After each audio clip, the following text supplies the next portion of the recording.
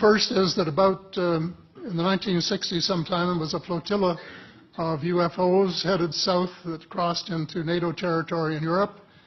And the Commander-in-Chief of the Supreme Allied Headquarters in Europe was naturally very shaken. Fortunately, or maybe divine providence, before the panic button was pushed, the flotilla turned around and headed back north. Obviously, they had thought maybe they were Russian, and they were very concerned about it.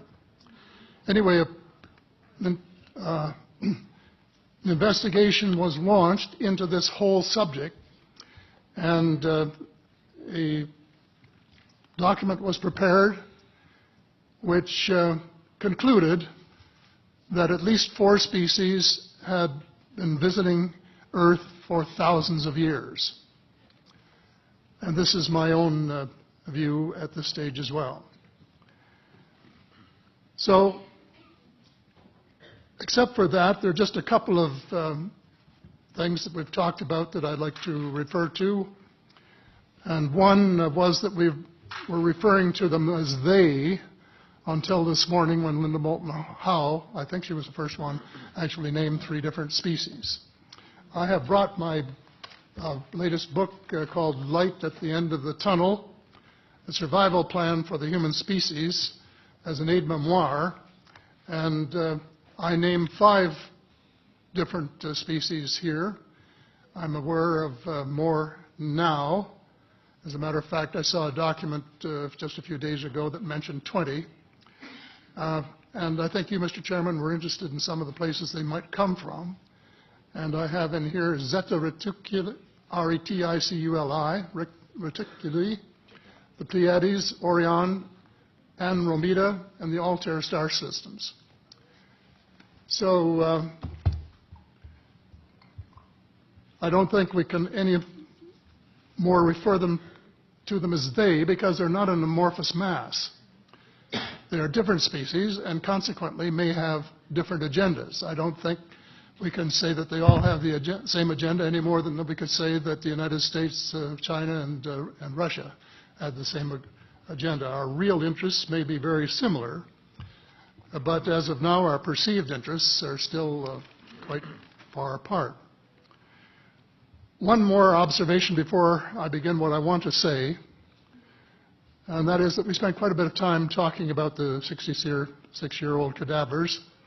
And I was glad to have Linda this morning finally say that there are live ETs on Earth at this present time, and at least 2 of them probably working with the United States government.